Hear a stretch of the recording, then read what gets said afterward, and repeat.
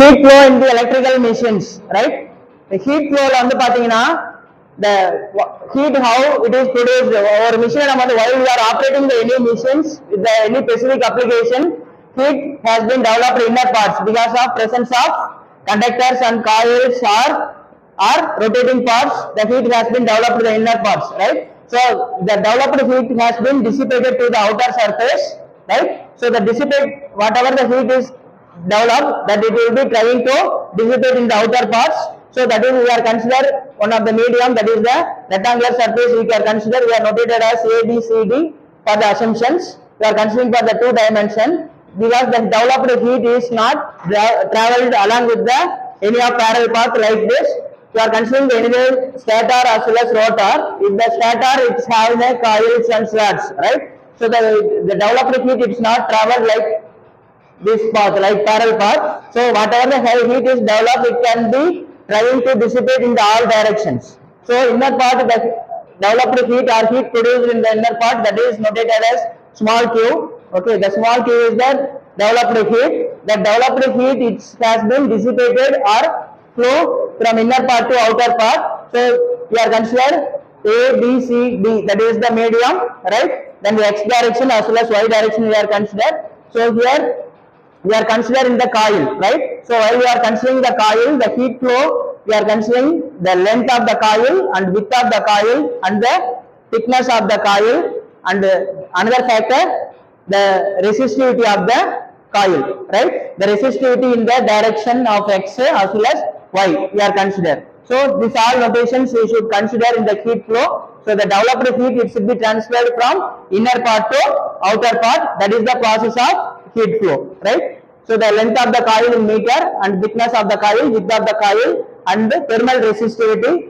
Based on this thermal resistivity, the developed heat has been transferred from inner part to outer part. Okay. So from this, the how the heat is transferred or how heat is flowed, we are calculating by using this equation. That was the generic equation. That is the Q. Capital Q is the heat flow, the final temperature. That is the overall heat is heat loss. That is the heat is transferred from inner part to outer part.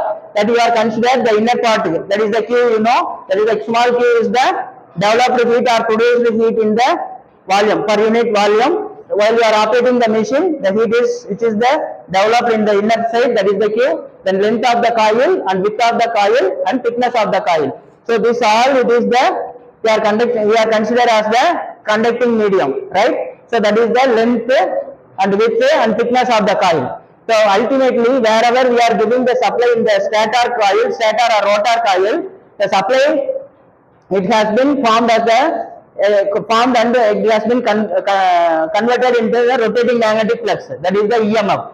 So during this conversion itself, the heat has been produced. That is the small q. Okay. While we are considering the coil, you should consider the length of the coil and width of the coil and thickness of the coil. Right. Suppose you can consider this generic coil dimension. So if it is you are considering the single coil, the same coil is we are fixed in the stator as well as rotor if necessary, right? So this coil is having the particular length and particular thickness and particular width, right? Based on that, the heat has been developed, right? So while we are calculating the overall heat, that is the overall heat loss, that is the Q, the small q into and the conductor parameter length, width and thickness. So if you are considering these 3 parameters, you can find it out the conductor volume. So here the produced heat loss in watts per meter cube. Okay, because we are considering all 3 factors. We are considering the conductor life, the conductor length, and this thickness.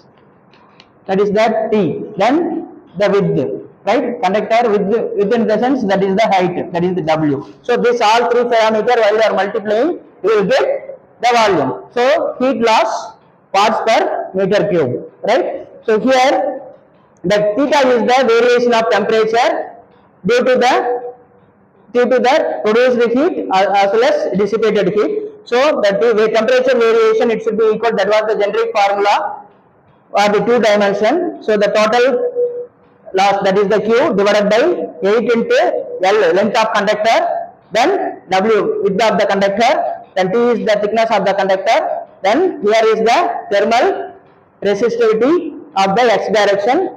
The x direction means that is the length, right? Then thickness of the conductor, then width of the conductor, similarly the resistivity in the y direction. So while you are multiplying, while you are substituting these all values in the expression, in the final expression, you may get the temperature, how much temperature difference may occur while the heat flow taken place, right? Is it clear? That is the